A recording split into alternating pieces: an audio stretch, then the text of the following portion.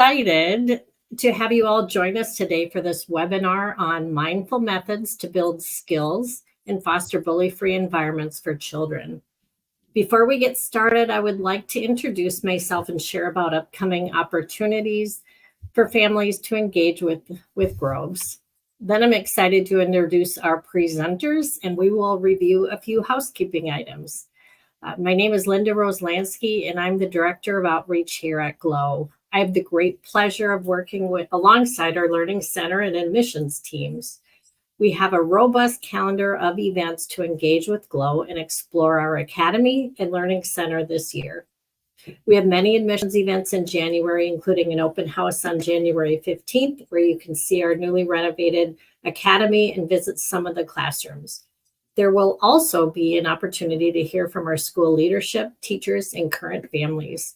More events in our GLOW Education series will also be taking place in the new year, and to register and see all of our upcoming events, please visit our website. A few housekeeping items. To help us stay on schedule, your camera and microphone have been turned off. Our speakers will take some questions throughout the presentation and at the end. Please use the chat function to submit your questions, and you will notice those conversation chat bubbles at the top of your screen, and you can click those to enter the questions, and I will moderate those to help keep us on track. And just to let you know, this webinar will be recorded and shared with everybody who registered. So now I'm very pleased to introduce our amazing presenters. Dr. Rachelle Hansen and Erin Keto-Sherman with Stepping Stone Clinic and LICSW in Richfield. I'd like to go ahead and turn it over to Dr. Hansen and Erin. Thank you. Hey guys. Hello. Can you hear us, everyone? Linda, are we good to hear? Yes. All right. Fantastic. All right. Well, thank you for having us. Today, we are going to be talking about from reactivity to creativity. We've been asked to talk about mindful methods to build skills and foster bully-free environments for children. And we're excited to be here. A little bit about who we are and where we're from. We hail all the way from Richfield and over at Stepping Stone Clinic, and which is an integrated mental health clinic with psychology, occupational therapy, and nutrition, as well as Life Effects, which is just across the hall, which is an executive function coaching center as well. And Erin, who are you?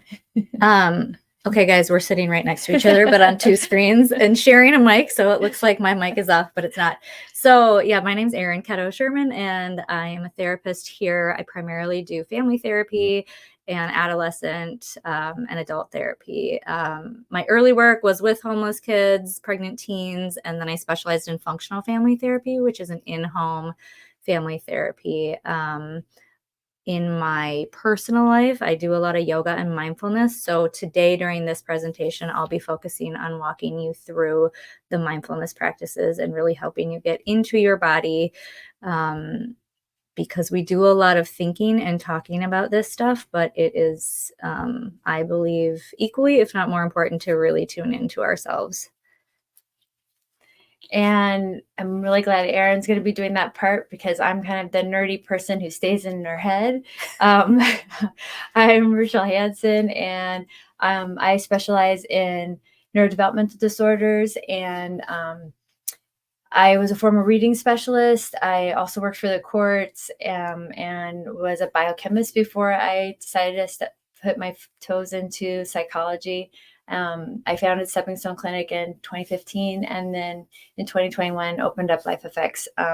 Really have a love and an interest in the brain and the people who go with it, and specialize in neurodevelopmental disorders, and have a fondness for executive functioning and how that plays a role in mental health and interventions. And in my fun free time, I like to try to do my meditation and roller skating and eating sushi, but not at the same time. Not that coordinated. So this is why we are here. So some of the things that we're going to try to cover, we've got a lot to cover today. But some of the things that we are going to try to cover today will be that we're going to talk about some of the statistics behind bullying. we're going to talk about the bully victim bystander paradigm. And I want to help you be able to recognize the reactive brain and the bully cycle, as well as talk about mindfulness as a prevention for bullying. And we want you to walk away with some practical applications, both in the school and the clinic applications, and some take-home applications as well. And then we want to look at the importance of involving family as partnerships in bully prevention, and then talk about some creative implementations and additional resources. Now, don't think that you're going to just listen. We really want you to be involved. Like Erin said, we're going to have you stand up or at least participate. So make sure that you're ready to participate, and we'd love to have questions as well. So make sure you're ready to do that. All right. With that, Erin's got your first experiential experience. I'm finding it kind of weird that I can't see anybody. But so first I will ask everybody if you have paper in front of you. Great. If not, could you find some? And then we're just going to have you fold the paper in half. And again, so you have 4 squares. And we'll be using just the top 2 for now. In the upper left-hand corner, I'd like you to write down 3 emotions that you may have experienced this morning or are experiencing now as you're sitting in this presentation. You've already made lots of choices by 11:39 a.m. And I'm guessing there have been some emotions that have come with that. So take a couple minutes and just write down 3 big emotions for today so far. And then follow that up with 3 stressors. Maybe you don't have 3, which would be great. But if you do, it's a busy time of year. There's a lot going on in our world right now. What are 3 stressors that you are experiencing that are kind of here with you as you're trying to do a training? On the second square, if you could please think of a school-aged child. Maybe it's your own child, maybe it's a student or a patient or a client that you work with, and do the same process for them. Thinking about them today. Maybe you've seen them today, maybe you haven't. But whoever pops to your mind, write down 3 emotions that a child in your life may be experiencing today, and 3 stressors that might be informing those emotions that that child is experiencing. So Erin, do I get to write that the stressor is doing this presentation? You can. All right. I want to just ask now if anybody has questions or comments so far before we proceed to all the scientific stuff. Linda, how do we get people to participate? Do they do that through the chat and you help us with that, or do people raise their hand? Yes, they can write their comments or questions in the chat bubbles, and I'd be happy to communicate those if you are not able to see those. Okay. We have the chat up and it looks like there's nothing there so far. So if anybody has anything, I guess maybe I'll ask for people to type in, what are some emotions you're willing to share coming into this? How are people feeling today? I think that's a great plan.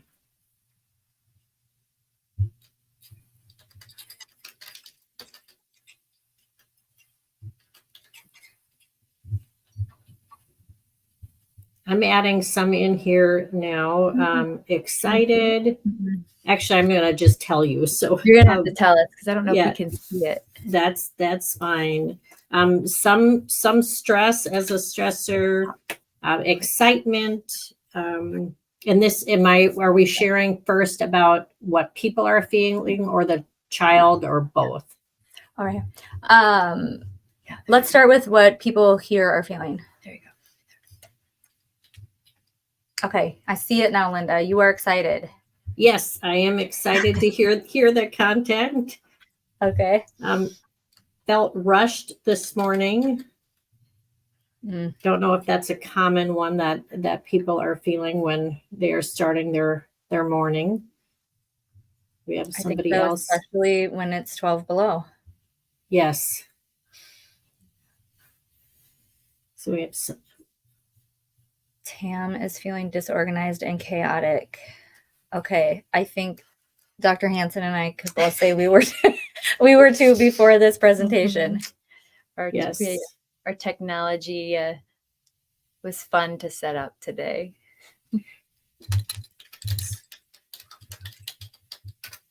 I think, overscheduled is a common one. I hear parents talking about not only are you managing your own schedule, but the entire household. Yes. For me, I'm excited to be here doing this presentation. I'm also having kind of some anxiety about my children and their pickup schedule today. Grandma and grandpa are in charge, and they don't really love driving in the winter. So it's gonna be okay. It's gonna be okay. It's gonna be okay. Do you have any? Do I have? I'm just hoping I can coordinate all of my hands to all the things they have to do in this. Okay, you got it. We got this. Okay, let's move on. All right. So everybody hold on to that piece of paper because we're going to come back to that. All right, fantastic. Okay, let's talk about some of the statistics for bullying in the U.S. So when I looked these up, I was actually surprised by some of them, and maybe you will be too. So these come from the National Center of Education Statistics, and PACER actually has collected quite a bit of information about bullying in the U.S. So the prevalence of bullying, about 20% of school-age children between the ages of 12 to 18 report being bullied in school. That actually number is a little bit different because they don't believe that all reporting is accurate because not every child does report being bullied. And surprisingly, 50% of tweens, so ages 9 to 12, are bullied at school, and 15% are cyberbullied. So most of the bullying happens in those tween-aged years. And like I said, reporting only about 46% of bullied students actually report those incidents to adults. And when I looked at that, I thought, well, then how are we getting that number? So in non-reporting, so in anonymous data polls and peers, and like sometimes they'll do like youth magazines and things like that people will youth will report that, but they won't report them to adults. There is a gender difference. Female students are most likely to report being bullied, where male students, while they are also bullied, they most likely are not to report being bullied, which is important because female students will get more help for their bully and have an intervention, whereas male students are most likely to be on their own to intervene. And the impact of bullying is widespread. There are direct links have been found to increased risks of anxiety, depression, and sleep problems directly. So those are causal effects. And there's also been negative associations to academic challenges, self-esteem, and relationship difficulties.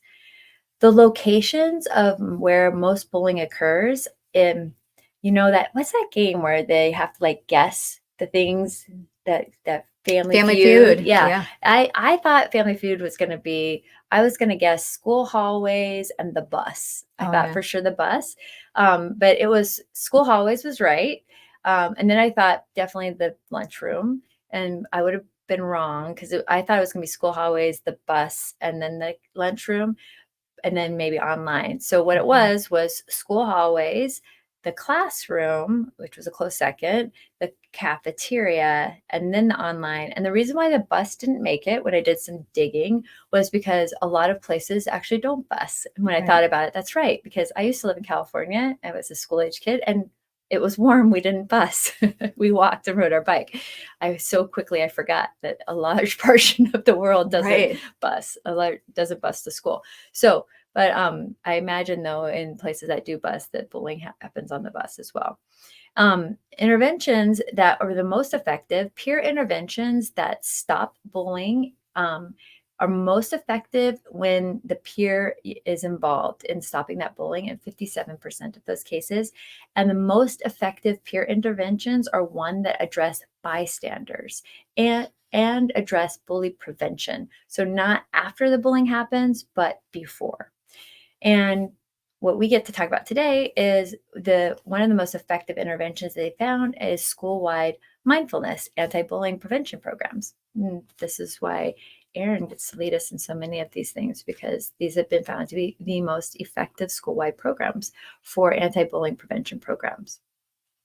So we're going to just jump into a video here that is describing one way to do. We chose some mindfulness activities today to show you guys that could be done maybe seated, some are standing, but that could be done kind of casually. So these are things for you to do as a provider, as a teacher, if you're feeling overwhelmed, but also to teach your students or clients or children. Yeah. So this one, I'll just follow along with the video. This video will teach you how to do a vagus nerve massage. The vagus nerve is a main nerve that connects our brain to all of the organs in our body, and it's actually the nerve that activates our rest and digest, or our parasympathetic nervous system. So many of us are locked in a trauma body in the fight or flight state, so activating this nerve is incredibly important to help bring our bodies back into physiological balance. Now, while there's a lot of points on our body that can stimulate this nerve, this video will focus on 2 that can be easily accessed in your ear. The first point that we want to stimulate can be found at the top of your ear. If you put your finger right above your ridge, you can find a little hollow. We want to massage gently in a circular motion. Forwards or backwards works, whichever is most comfortable, being careful not to apply too much pressure. This action is simply to stimulate your nerve. Spend the next moment as you massage that point. When you're done, simply notice. Notice any changes in your sensations. As you're massaging, some of you might notice changes in your breathing. Some of you might sigh or swallow, maybe even begin to feel a sense of calm. When you're complete with the ear you began with, switch ears. Find the same point in the other ear and continue with that gentle circular massage, stimulating your vagus nerve on that side. The next point that we can access, also in the ear, can be found at the bottom of the ear. Gently at the tip of the canal, pushing backward, again, gentle circles. This is about stimulating the nerve and not applying pressure. Spend about a minute massaging this point, and again, check in. Notice any changes in your sensations. When you're complete with that ear, switch. Back of canal, gentle circles in the other ear. Spend as much time as you would like checking in with yourself to notice any changes that occur as you stimulate this very important vagus nerve. Practicing this consistently can help bring your body back into much needed balance and into much needed healing.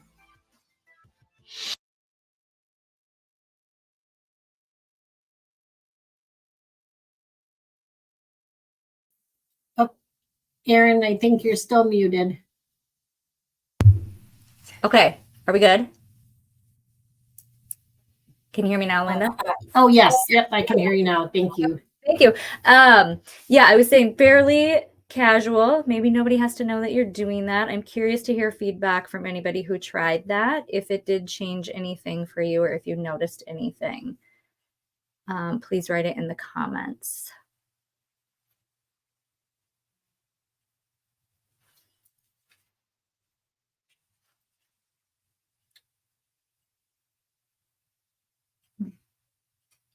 Okay, so notice some slow breathing.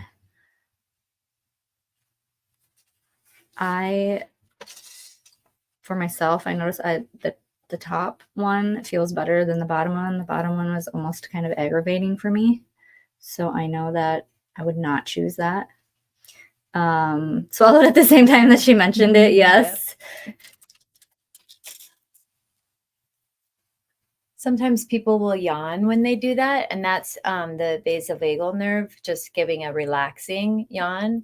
And sometimes when people do that, I'll see their shoulders drop as well. So they might yawn or sigh or even drop their shoulders. And I appreciate shorter fingernails. Yes.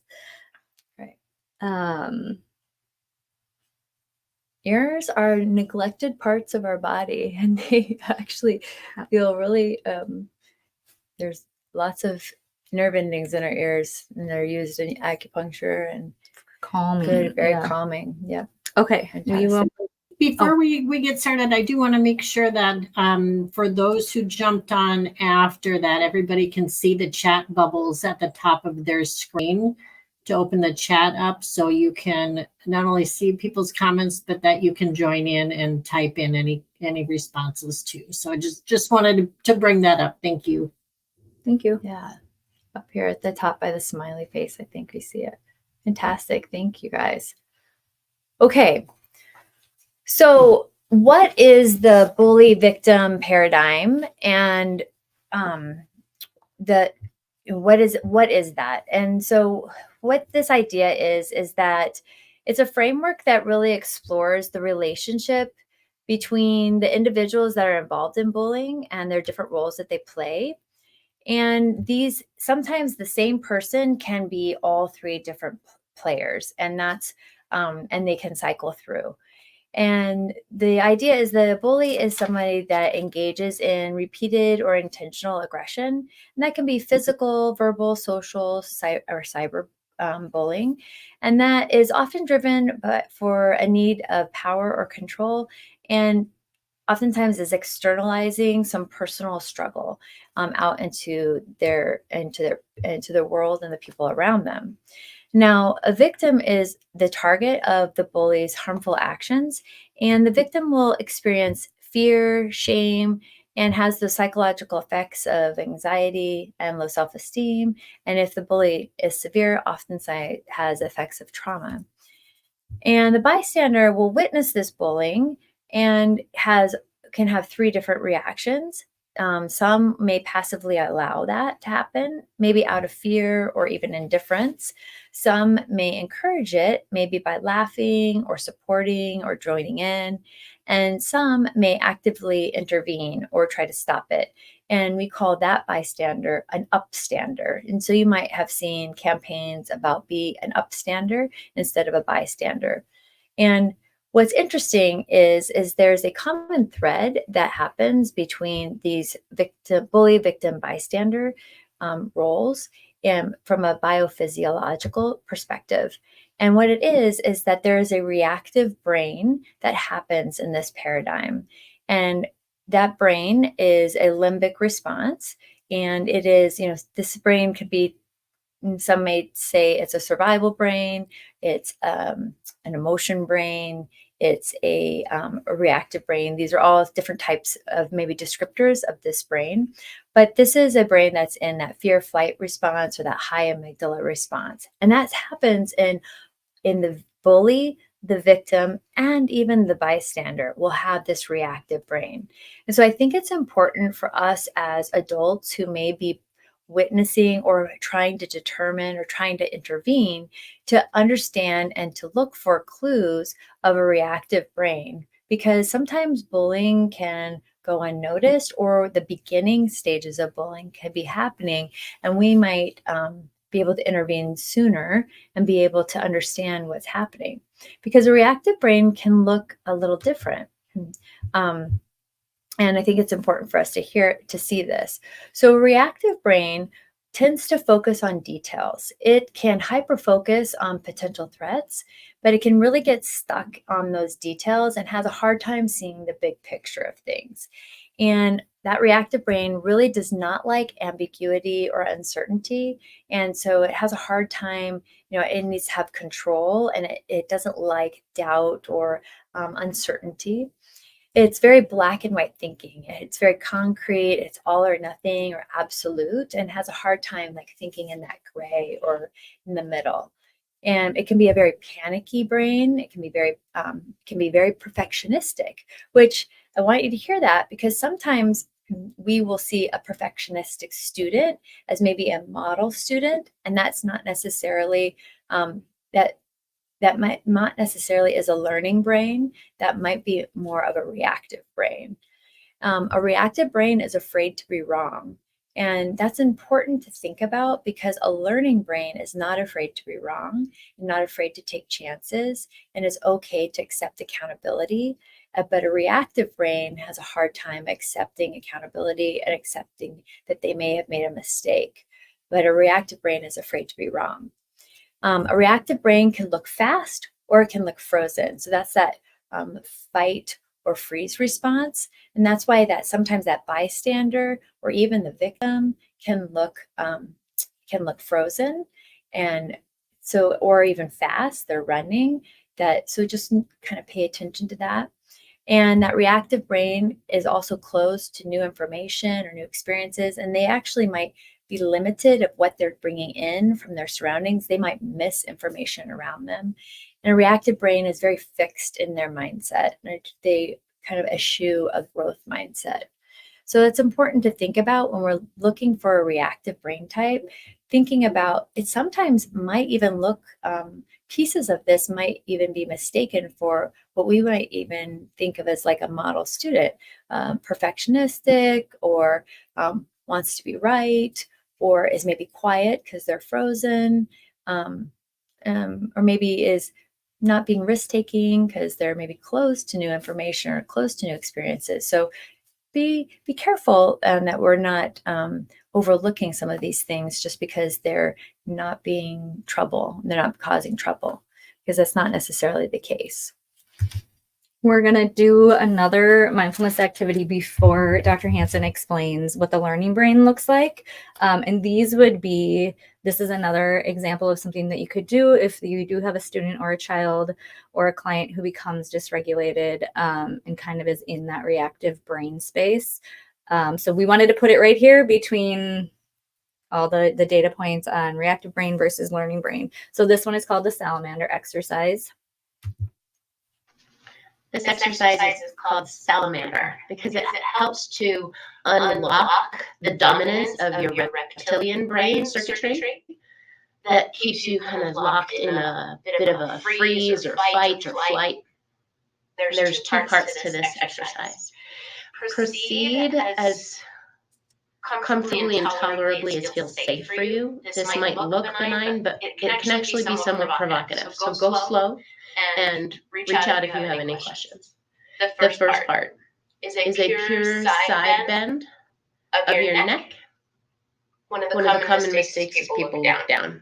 So part one is a side bend, ear straight towards the shoulder, not shoulder up to the ear, but ear towards the shoulder. It's not supposed to go really far. I happen to have a lot of range of motion, but even if you go 2 to 5 degrees, that's plenty. So part one, lateral flexion. Part two is eye movement to the side. So if you'll notice, my eyes are looking to the left. If I had a clock around me and here was 12 and here was 6, that's my 3 o'clock. So eyes to the left, that's part two. The next part of this exercise is to combine them. So eyes to the left, and then I keep my eyes at my 3 o'clock while I side bend my head. So now you'll see my eyes are kind of looking down towards my shoulder. And I'm going to keep this exercise here, and I just took a big breath. But you want to keep the position until you notice one of several things happening. A yawn, a sigh, a swallow, a deeper breath, or a sense of relaxation. Some people even feel emotional. All of those are normal.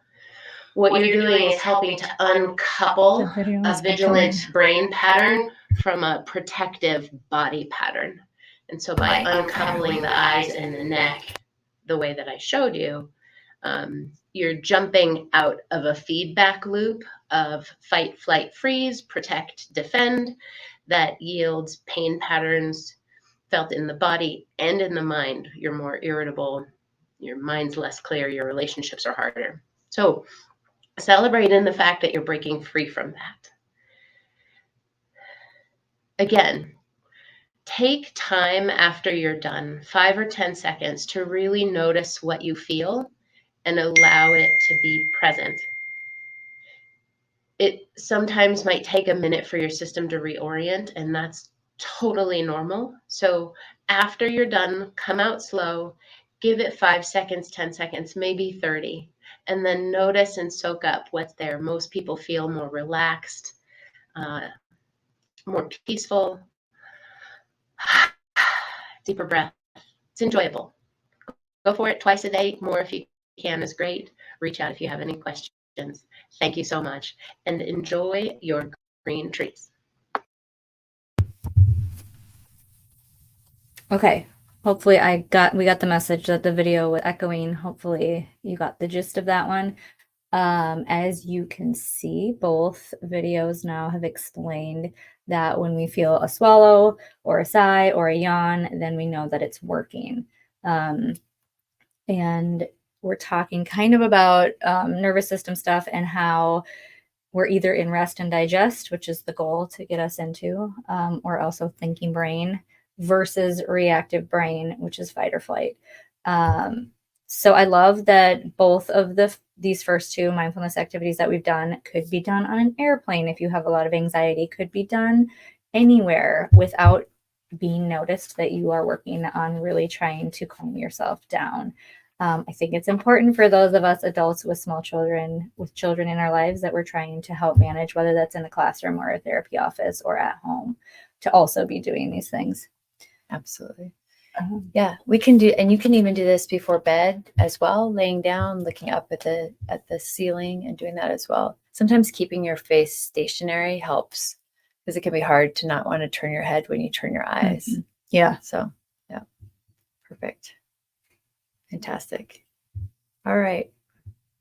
So let's talk a little bit about that collaborative brain then, and moving towards that learning brain or collaborative brain or thriving brain might be, or wise mind might be other names. You've heard lots of different names for that. So this is what you'll see, that brain, and this is what we want to move to. So if we are going to move that reactive brain to a creative brain, to a brain that's going to think of solutions, a brain that's going to help collaborate on how we can solve that problem instead of using violence or aggression to solve problems, we need to help move students from reaction to collaboration. And a collaborative brain can see the big picture. A collaborative brain is open to new information. And a collaborative brain is comfortable with ambiguity. It's comfortable with the unknown. A collaborative brain can be calm. It's curious. It's also can be excited. It can be excited about learning. And a collaborative brain actually can be playful. And, playful can sometimes be a little teasy. And I know that teasing can sometimes move into bullying, and there's a line between teasing and bullying. So we have to kind of watch that. But there is a playfulness of a collaborative brain, and humor can be a really great tool that can extinguish some bullying behaviors as well. So just we can watch for that. A collaborative brain is not afraid to make mistakes. A collaborative brain is not afraid to own things, is not afraid to be accountable for when they've made wrong or done something wrong or hurt feelings. A collaborative brain is confident. A collaborative brain has a growth mindset, knowing that we can evolve and change when we work on things. A collaborative brain is solution seeking, and a collaborative brain is collaborative. And so is always seeking for collaboration and cooperation. All right. Now, how is a reactive brain activated? And I want you to kind of keep these in mind because these are going to be targets of intervention when we think about how we want to implement some of these practical applications. So a reactive brain is activated by stress. So these are things in our environment that come to us. Reactive brain is activated by worries.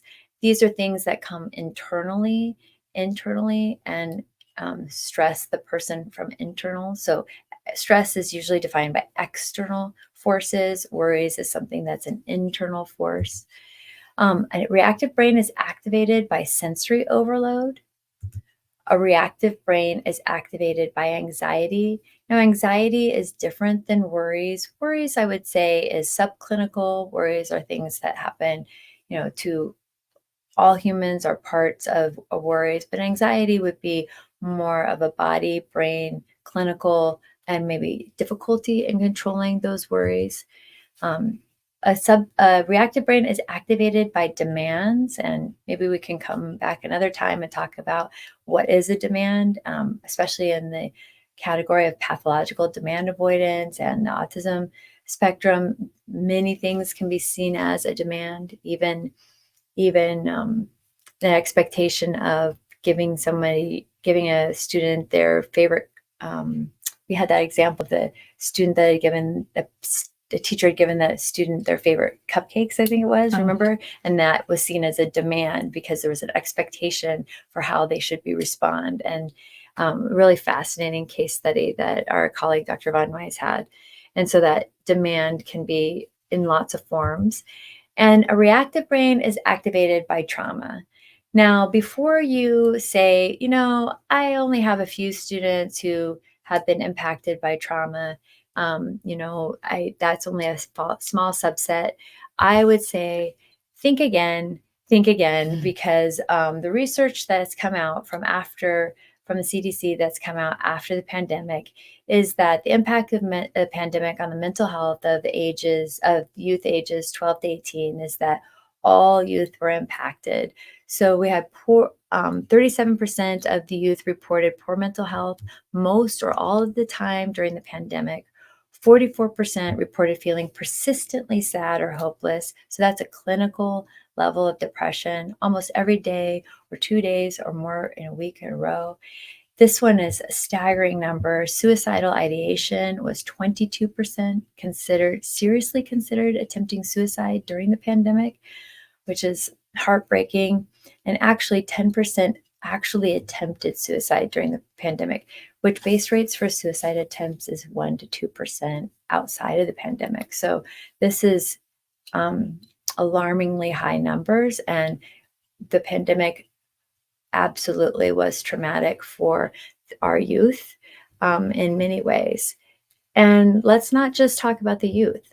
Let's also talk about the adults.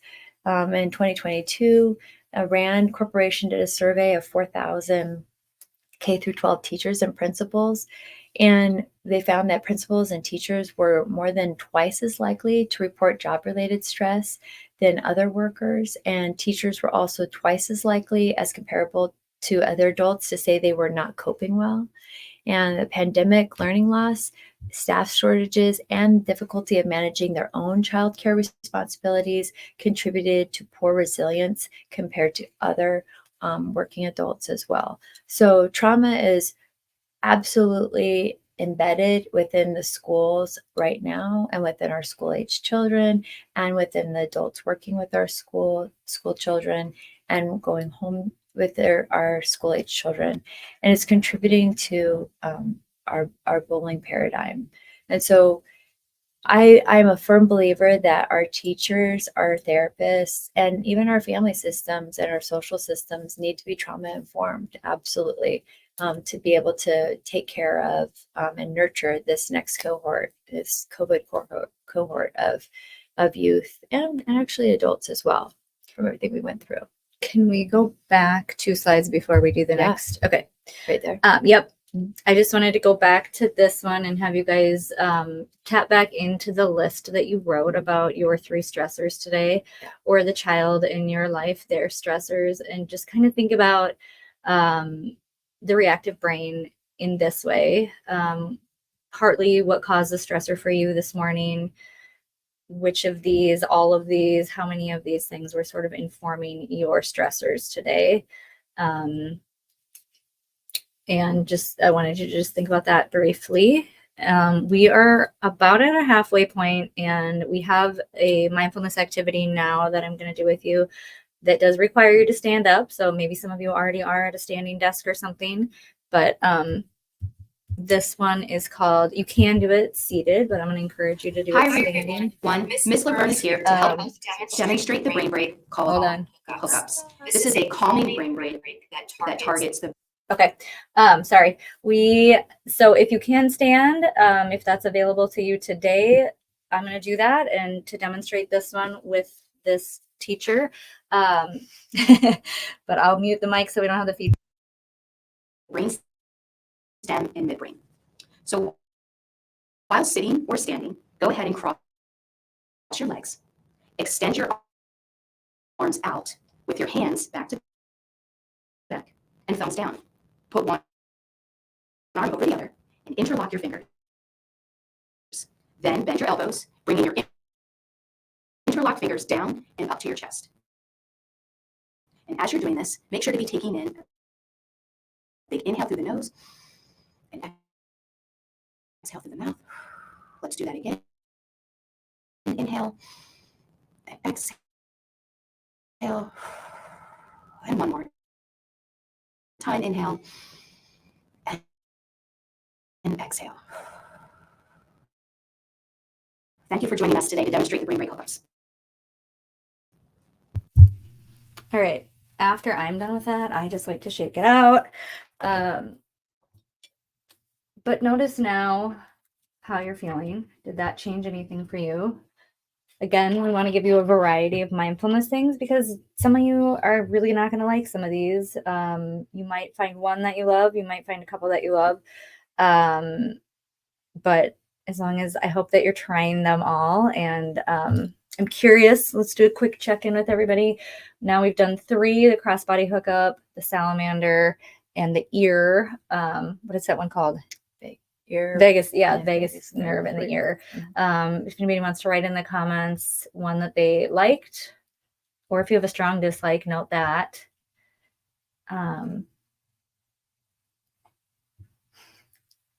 Linda is our A+ student. I don't know if Linda's typing the chat that other people are typing. Maybe. I was typing. I'm going to ask my question, and then we can ask more if others want to type. I thought they were all very helpful, and I'm curious from your experience if one, while we were doing those exercises, if one seemed to help more, would you recommend that being your go-to, or could that change depending on the experience you're going through? If that would change, would the ones that you're more likely to be connecting with also change? I like this question. Great question. Thank you. I think if it depends on kind of where you're at with your journey with mindfulness. If you have been doing mindfulness for a while, kind of picking and choosing what's the best one for the situation, depending on maybe the space you have, or I don't know, if you have a headache, maybe, putting pressure on your ears feels good or not good. But if you're new to mindfulness, I would really pick the one that's your favorite and practice it on repeat as much as you can to get you in the habit of being checked in with your body and your emotions. And then once you've really done that and you find yourself just doing it without even, having to be super intentional about it, then start looking around for more to incorporate. But I think building on small habits is the best way to get a mindfulness practice going. Absolutely. That was very helpful. Thank you, Erin. I have one other thought on that, and just something that I recognized when doing the exercises, thinking about doing them and changing my frame of mind to focusing more on that seemed to draw away from maybe a stressor somebody might be experiencing. And I thought that was really interesting to me to recognize. Yeah, that's a nice point. Thank you. I think the idea with mindfulness is that we are drawing into ourself for a brief time. We have so many distractions, whether it is our stressors or whatever we're looking at on our phones, that the more we can be in tune with our body and what's going on, just for even brief moments throughout the day, I think the more grounded we will be throughout. And I'll tie that back to this bullying thing. We know some of the research talks about how if you are in the bully position, this is probably due to trauma or stressors you have experienced, and that it's a mindless, if we're talking about mindful versus mindless, it's a mindless way of managing your emotional state. It's a maladaptive coping skill. And so we really want people to learn how to be mindful, so that if you are somebody who's really struggling and then you decide the way that I want to manage my struggle is by being mean and picking on other people, you can kind of start tapping into, oh, that's what I'm doing here. Oh, when I start feeling overwhelmed, then I get kind of mean. But we know that studies have shown mindfulness significantly reduces aggression, enhances empathy, and fosters positive social dynamics. The way that it helps is by building empowerment and resilience, helping people to be non-reactive. And I'd say that has to start with being less reactive. Breaking cycles, so it addresses the root causes of aggression, preventing victims from becoming bullies. Inclusivity creates a respectful and inclusive school culture. Awareness of impact, it helps bullies recognize the harm they cause. And then stress reduction, alleviates stress. Hopefully, we've all seen a little bit of that today. Positive peer influence, it can strengthen empathy, encourage intervention and support for victims. And then conflict resolution, it equips kids with calm, effective communication skills, and it can increase emotional intelligence. And like you were saying, the mindfulness addresses all three people that paradigm. It addresses the bully, where it helps them develop that emotional regulation and reduces that aggression, that mindless versus mindful. I love that analogy. And for the victim, it can help build that resilience and really build that ability to manage the fear and trauma, so they're not coming from that place as well. So it builds up resilience so they don't become the bully as well. And then it also, mindfulness helps the bystander become an upstander by fostering awareness. So they're paying attention to what's happening and can intervene, but also giving them that courage to take that positive stance. So this is why mindfulness has been found to be so effective from a school-wide perspective. Okay. For this video, I keep saying these are all activities that you could do kind of without maybe people noticing. You could do it at your desk, kids can do it at their desks. This one, tapping, for those of you who have never heard of tapping, we have 2 videos here. It's not 13 minutes, don't worry, but this will just be tapping is a combination of a minute explanation.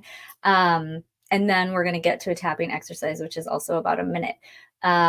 This one, when I've taught this before, people are like, I don't want to do that in public. And that's fair. This one might be more for after when you're in your office by yourself, but I will let her explain it first. Okay. Of ancient Chinese acupressure and modern psychology that works to physically alter your brain, your energy system, and your body all at once. It's amazing, and I love it. This practice consists of tapping with your fingertips on specific meridian points, which are energy pathways through your body. And while you're tapping on these points, you're talking through pain, problems, or emotions. And this process can not only help to relieve physical symptoms, but emotions as well. When we're feeling stressed out, our cortisol levels shoot up. And when our cortisol is high, it is hard to be in the moment. It can be hard to think. It can be hard to make decisions. And not only that, but our immune system becomes strained. And this puts stress and strain on our overall health and well-being. When we tap, we're able to bring the cortisol levels down, and we can be in the moment. We can make sound decisions. We can create a space to make new decisions. That's good. Okay. So she kind of explained the history. Then the next video is going to be the actual tapping. So if you want to follow along now, this is a minute. Everyone,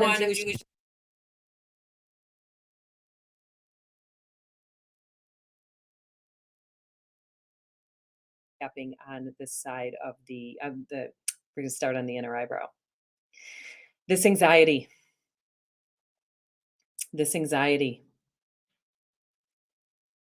and I feel it in my chest or my stomach or my throat or my shoulders, wherever you feel it. And it's at about an 8 or wherever it is for you, 0 to 10. This anxiety in my body's really speaking to me. Loud and clear. It's making me really uncomfortable. And I just want it to go away. There's so much uncertainty around it. It's making me feel out of control. I can't control my thoughts. Feels like I can't control my feelings. I just want to run away from it. Or from this situation. Feels like it's taking over. But I wonder what would happen if I took a moment to hear it. To really listen to the voice of anxiety. Because this voice is a part of me. Maybe a part of me that's been shut down or quieted. A part of me that's been punished. This part of me wants to be recognized. This part of me wants to express. Okay. I'm curious if others have tried tapping before or if that was a new experience. If anybody wants to put that in the comments. Some people, she explains that in her video more, but some people really worry that when you're talking about, this anxiety is so bad, sort of the first round that you do, that's going to make it worse. And I think a big part of tapping is acknowledging the anxiety. And then, okay, Linda says she's heard about it helping people with significant trauma. I think that it can be helpful for people with significant trauma. Again, it's a practice that you would have to do quite routinely and guided at first with a therapist for significant trauma. But so it also can be helpful if this is something that a teacher or a therapist wants to do with a client. I think it can be helpful in helping them get grounded. But she talked about the meridians that you're tapping. Dr. Hansen was doing one-handed. I was doing two-handed. You can do either. She recommends when you're here, if you do this cross point, anytime you can kind of do across your body, it's helping connect your brain, left and right brain, which can be calming. Thanks for your comments, Linda. Okay, we'll move on. Yep. And there's other ones, if you don't want to do the meridians, we talked about like Levine just does like where you just even tap you as teachers, providers, you can even just like tap the whole body, like the container. So you can just like tap all around just to help the person literally feel more in their body. So if you've got a student, a patient, et cetera, who's kind of all out of their body, you can help them kind of feel better contained in their body. All right. For some reason, that went the wrong way. Oops. I know what happened there. All right. All right. Here we go. We're going all around the corner. Okay. So like we said, these are some co-regulating tools that we've now taught you for the classroom. And now we want to move into some clinical applications that you can use in the classroom, but also in a therapeutic setting as well. And this would be collaborative problem solving from Dr. Ross Green. And Dr. Ross Green is a clinical psychologist. You may have heard him. He's the one that wrote The Explosive Child. A lot of people know his book. He also has a book that's written for schools called the Lost at School book, or Lost at School. And he takes his principles and has applied it to school behaviors. And this model really emphasizes collaboration with children to kind of talk about their challenging problems or disruptive behaviors. And the whole point is to avoid punishment by addressing the challenging behaviors, the underlying problems, and even kind of bypass punishment and even rewards, actually. And CPS is what it's called, collaborative problem solving, is been used in mental health settings, in in school settings, in families. And so it can be used across multiple settings. And that's why it is an ideal skill to be used in anti-bullying measures and also after bullying has happened as well. So collaborative problem solving, there's some key principles. One, the first part is you're going to show empathy and understanding. Then you're going to define the problem, and then you're going to come up with collaborative solutions. So really pretty easy. So first with empathy, you're going to listen to that child's concerns and experiences, like really understand the bully's underlying struggles. Then you're going to define the problem. You're going to identify the victim and the bully's needs. Maybe recognize the school's responsibility to foster a safe environment or the bystander's responsibility. And then with that collaborative solution, you're going to work with all involved, the bully, the victim, the bystanders, the teachers, etc., the parents, families, to develop mutually satisfying solutions. So everyone is satisfied with the solution. This helps build a shared accountability to prevent bullying behaviors going forward in the future. Do we have time, do you think, for a little? We might not. We'll try it. All right. So I wanted to put this into practice. So you're going to do some acting, and Erin might be an actress, but I am not. So we're going to do some acting. We're going to act out what this might look like. So Ms. Carter is a school counselor, and she's going to facilitate a meeting with Mia, who is a student accused of bullying, and Emma, who's the student targeted.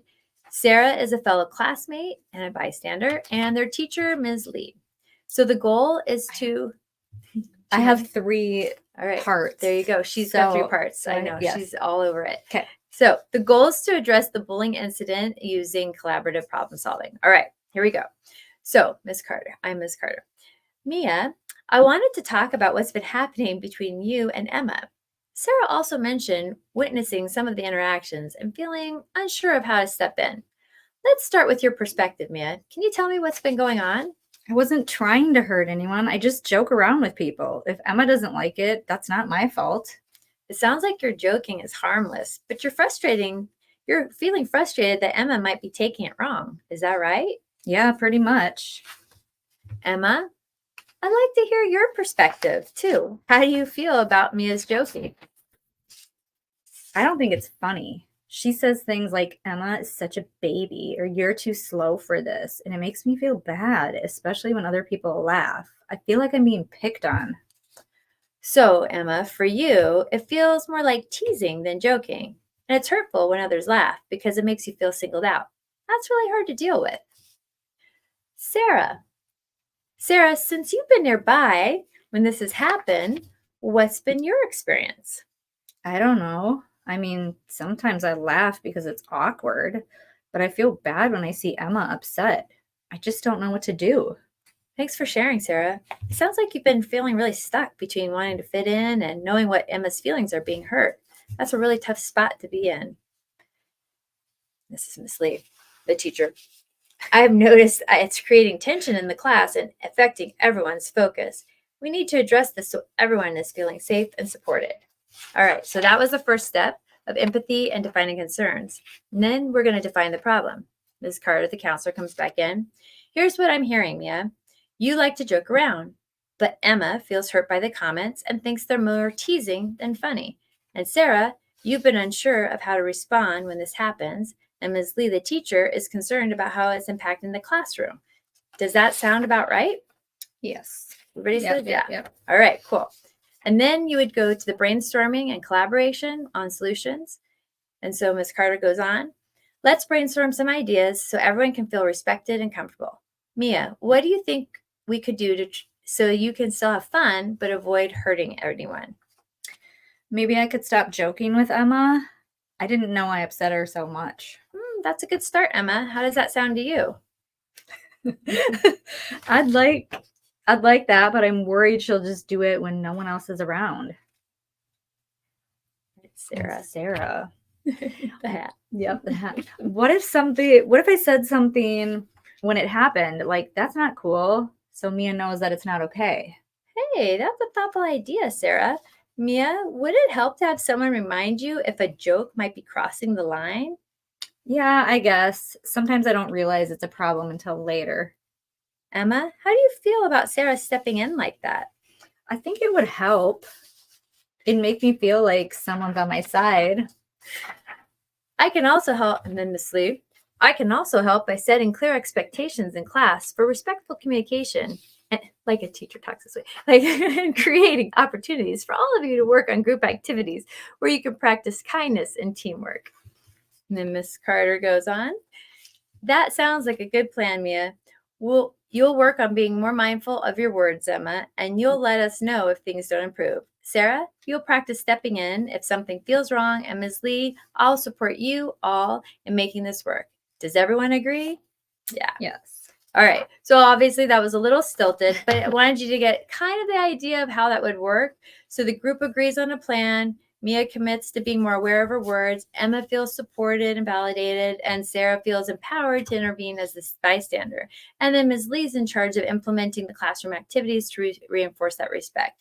And then the counselor needs to ensure accountability to progress. So everyone's involved as part of that solution, but everyone's heard and defines the problem as well and agrees what the problem is. And if they can't agree, they come back and do it again. So it's a great model. It can be used in families as well.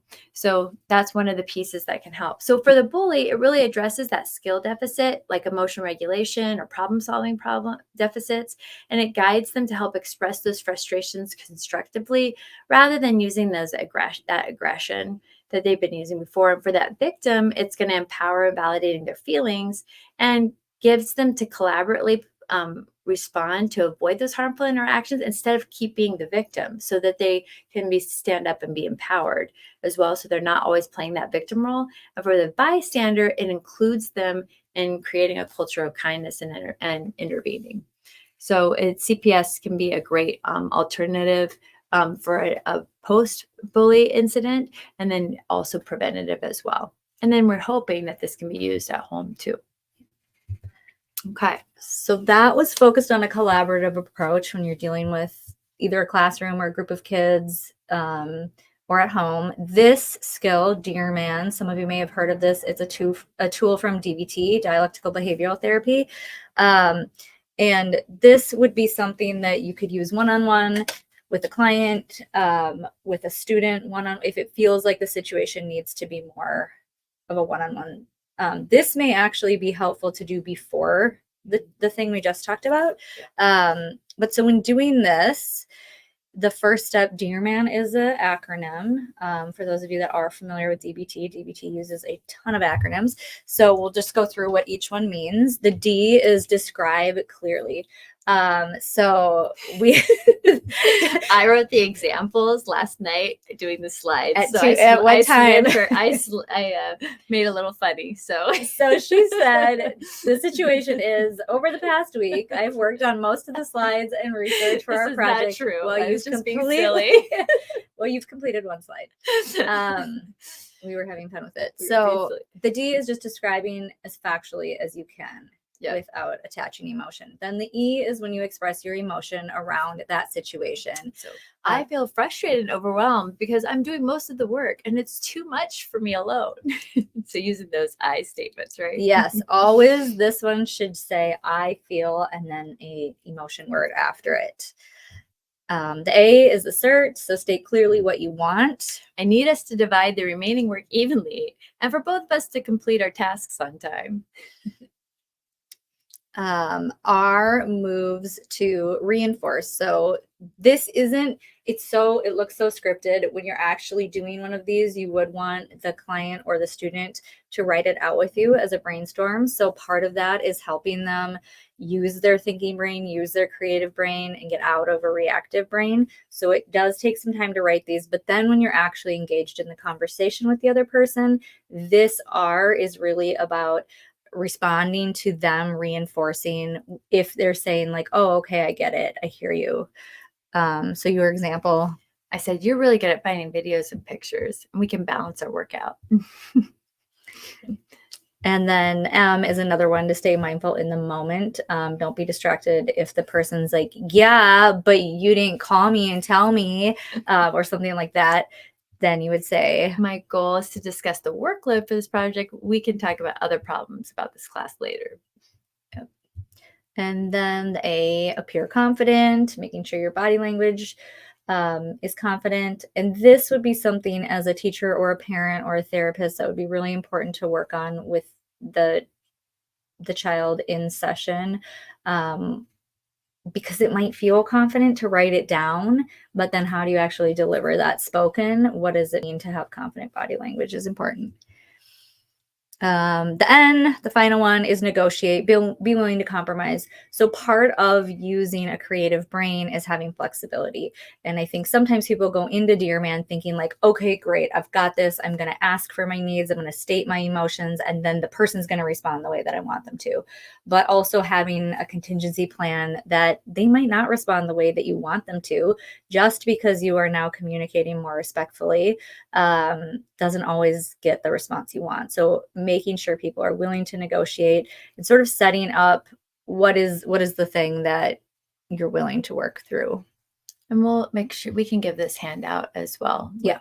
with the slides as well. It's a great worksheet to use. Right. Does anybody have comments, questions at this point? We just have a couple more slides left, but I want to make sure. Nothing in the chat, right? And you're right, Linda. The CPS works really well with siblings. Sorry, I missed that. For sure. Oh, yeah. Absolutely. Okay. Well, speaking about siblings. Oh, yeah. One of the important pieces. Go ahead, Erin. Yeah, this is, I'm really big on this because I do so much family therapy, but it's such an important part. If teachers have to do the lion's share of trying to work on, or school social workers trying to work on these anti-bullying efforts, I think that it's a little bit misguided, because likely the kid that is being the bully role is really struggling. So pulling families in, making sure that there's conversations, family involvement can ensure that students have consistent support at home and at school. And a lot of times we know that's going to be our best effort, but it may not work. Families that have a lot of trauma and chaos may not be able to meet us where we want them to, but we have to try. So studies show that students who are engaged in families or with families, students with engaged families, there we go, are more likely to report bullying incidents and feel supported. So if kids have a supportive family environment, they are more likely to be a bystander that speaks up. That's right. What did you call them? Upstanders. Upstanders. Mm-hmm. Parents provide insight to a child's social emotional needs and behavior outside of school, offering a more complete picture. So when families and schools work together, it can really help increase empathy, resilience, and parents and caregivers can become more active participants in fostering empathy and respectful communication. So some ways that you can involve families in their anti-bullying efforts: you can have newsletters, you can have collaborative policies where families can be involved in creating those anti-bullying policies. You can have community events, you can have workshops, you can offer family-focused workshops or parenting courses. And those don't have to be on just bullying topics. They can be on things like emotional regulation, mindfulness, collaborative problem solving.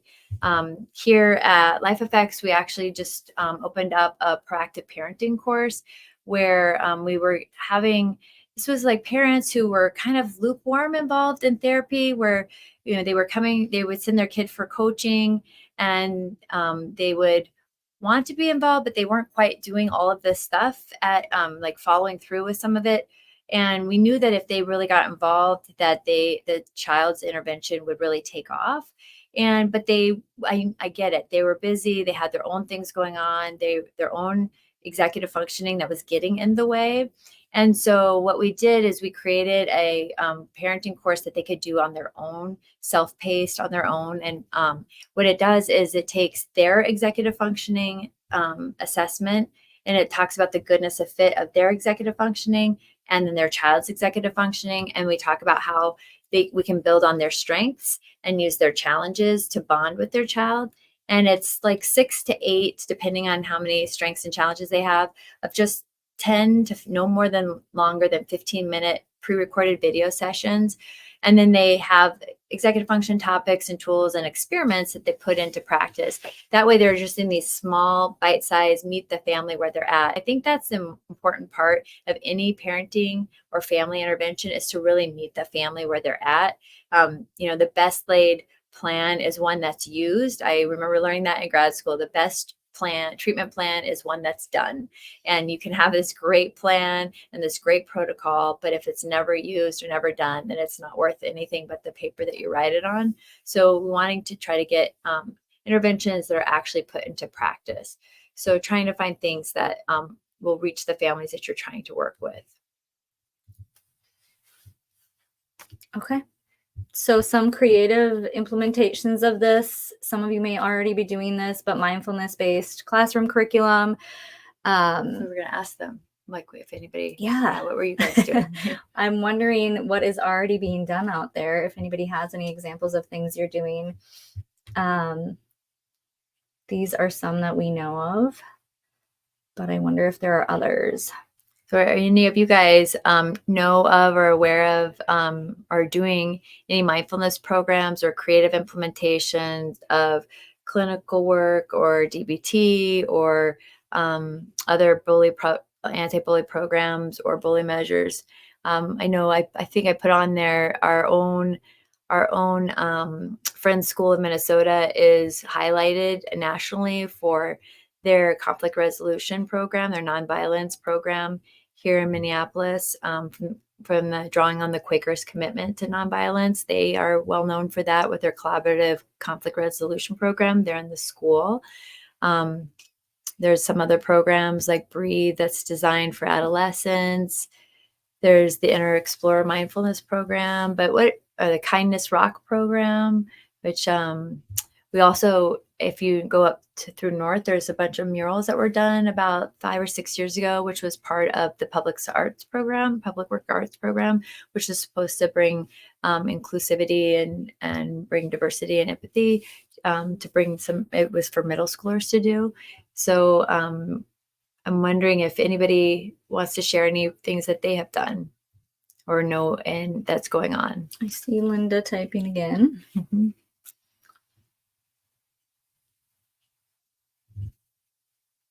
More focus on mindful movements to help. Yes. Mm-hmm. Mindful focus, yeah. All right. Yeah, especially with the work with Bruce Perry. Dr. Bruce Perry came out with a sequential model of learning, and over the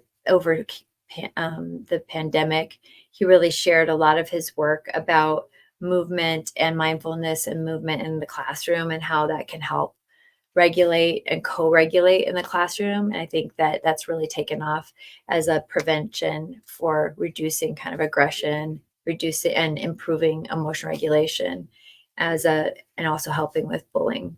And behavior. Kathy Flaminio is here in the Twin Cities. She has the Move Mindfully app. Oh yeah, that's right. I think Minneapolis Public Schools have all incorporated her work into their schools. Mm-hmm. So I don't know if there's anybody here. Yeah. Kathy is fantastic. Yeah. All right. What else do we have? We're wrapping it up. Yep. All right. So yes, we got to hurry up.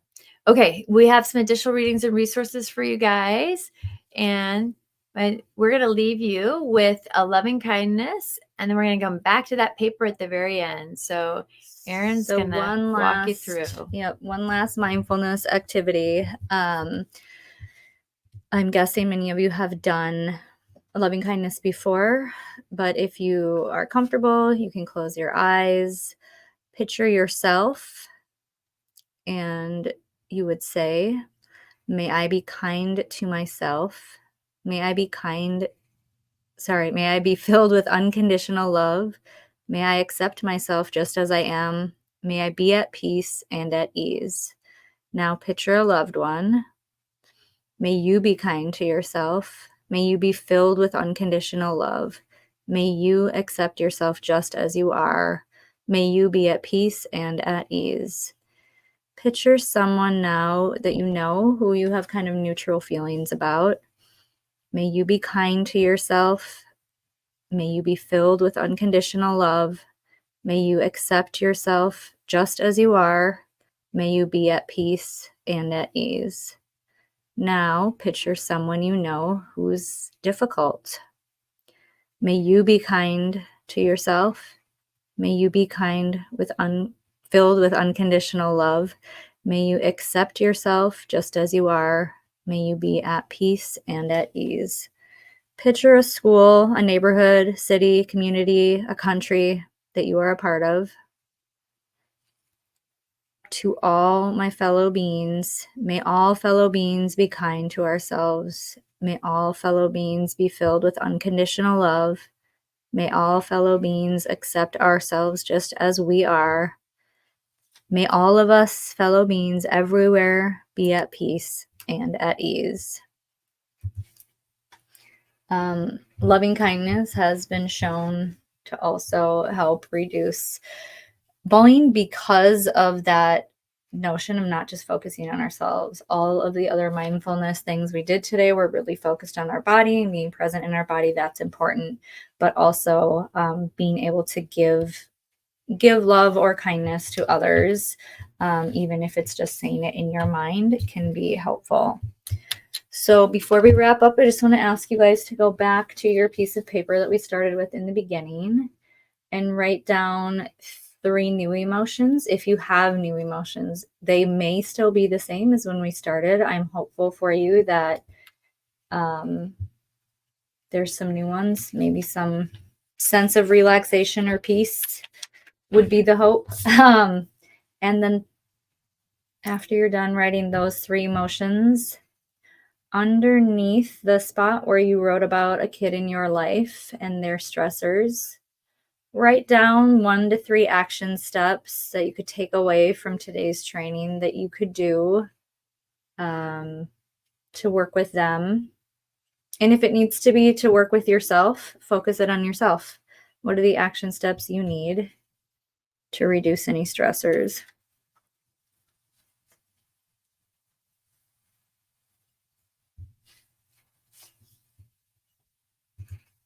And I'm curious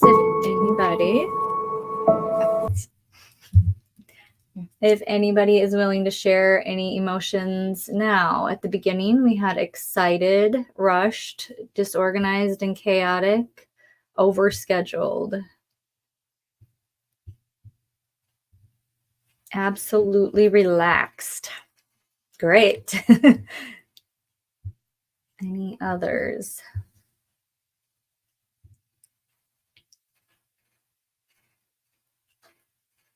Feeling empowered to try some exercises for prevention and informed. Thanks for sharing, you guys. Are you feeling relieved now? I'm feeling relieved. How are you? I'm feeling good. Good. This was actually fun. Thanks for doing this. Yeah, thank you. Any questions?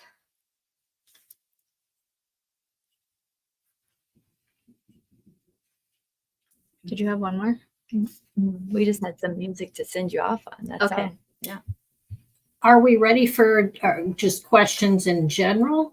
Sure. Yes. Sure. We could do that. We have some nice music to send you off on at the end. That's all. Oh, that's very sweet. There is a question, and this is based on just our population here at Groves. We serve so many kiddos with ADHD, and I'm really curious if there is a correlation with that and the reactive brain and collaborative brain. If you can share about that. I know we don't have a lot of time, and that might be a really long answer, but so curious about that. So I think a reactive brain is probably a more general term. So a reactive brain would be one that has a little bit less of is underdeveloped in response inhibition, which would be a marker of an ADHD brain as well. So usually an ADHD brain profile has underdeveloped response inhibition, has underdeveloped regulation, so struggles to regulate processing speed, regulate emotion regulation. So we have big highs and lows in emotion regulation, really fast, maybe not accurate. And these are kids that will do before think. And then that response inhibition is underdeveloped as well. So that they kind of think with that survival brain first.